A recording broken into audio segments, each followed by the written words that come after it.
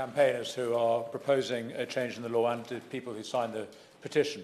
Nevertheless, it is not the case that the majority of the public support what is euphemistically called assisted dying. When the details of the proposed law change are explained, you get a majority of people who oppose a change in the law. And crucially, and most importantly, the doctors who work with the dying, people in palliative care, geriatric care, GPs, overwhelmingly oppose a change in the law because they know what we're talking about. Nor is it the case, Madam Chair, that in countries which have legalised assisted dying, happy to give way. The BMA consulted their members. There were more doctors supporting a change in law than were opposed. The BMA has decided to be neutral on this matter, but the crucial question, and most of them are not doctors who are working with the dying and the elderly. I accept that a majority of doctors have now accepted a change in the overall position. What I'm talking about is people who know what they're talking about, with great respect to the honourable gentleman, who I understand has a lot of knowledge of this topic as well. The point I'm making is that while there might be overall polls that suggest public support, in fact, professionals and members of the public, and in fact MPs, when they get the chance to look at this closely, end up opposing a change in the law for good reason. What does go up in... I was going to quickly mention palliative care services do not rise in comparative to in countries where they've legalised assisted dying relative to countries which haven't. It flatlines. Of course, they all go up because the populations are ageing, but actually palliative care services do decline in countries which have legalised assisted suicide. What does go up? Happy to give way again.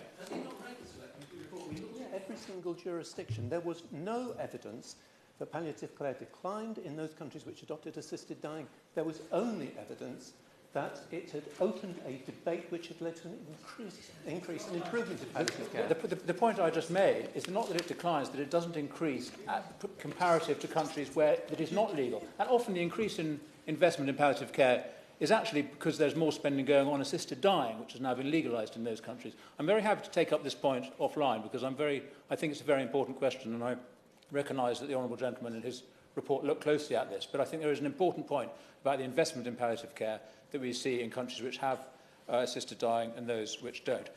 Another point, and I'm not sure this was in the report, what does go up in countries which have legalised assisted suicide is suicide itself in the general population. The fact is that suicide is contagious. We see suicides among people who would not be eligible for the law increase in countries which have legalised it. And I'm afraid that is understandable when you consider that the government has told society that some people will be better off dead.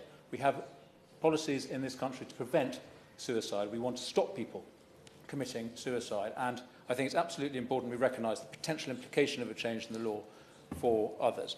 And as this suggests, Madam Chair, this is a profoundly moral question. I recognise that there are people with deeply held beliefs on either side. I recognise there is a quasi-religious belief in the notion of autonomy and choice as the only moral question in this debate, and I've heard that suggested. It is important to acknowledge that it is the people with the least agency, the least autonomy, the vulnerable, the disabled, the mentally ill, the frail, the lonely, who are the people who, in every country that this law has been changed, are the ones who suffer. And it is not surprising, and I'm again, happy to demonstrate this offline, so there's no time for it. Every country that legalises assisted suicide starts with very tight restrictions and it expands. The scope expands, the access expands, and I will demonstrate that offline after this debate because it is absolutely true. Happy to give way. Every country that was chosen... We looked at this as a select committee in detail. There is not a single jurisdiction which has defined its law in terms of terminal illness that has chosen to broaden it. The definition of terminal illness is incredibly difficult, and you can always find a doctor to demonstrate it. That has happened in Oregon, in Canada, in all of these countries. Again, let me take this up offline because I respect the honourable gentleman's position here, but I stand on this point, that the scope, the access, the eligibility expands, and of course it does, because expansion is implicit in the principle. Will the honourable member give way on that? Happy to give way. I note from the assisted suicide report produced by the Health and Social Care Committee, wherever the boundaries are set, evidence from other jurisdictions shows that the boundaries are eroded and criteria expanded, with concomitant escalation in numbers most markedly seen in Canada. Does my honourable friend agree with me that this is the concern he's trying to express? I'm very grateful to the honourable gentleman. And these things are very contentious, and there are issues around definition. But I do stand on this principle that there is implicit expansion in the scope of any law. And I quickly will quote, if I may, I don't know if I'm given extra time for the interventions I'm taking, or then I won't. Okay. Baroness Campbell, herself a wheelchair user, says this: the present law rests on a natural frontier, which is that you don't kill people. What the proponents of assisted dying want is to replace that clear and bright line with an arbitrary and permeable one. If terminal illness, why not chronic and progressive conditions? And if chronic and progressive conditions, why not seriously disabled people? It is difficult, it is impossible to make distinctions between these terms, and that's why the law has within it always the scope for its own expansion, and that's why we should oppose it.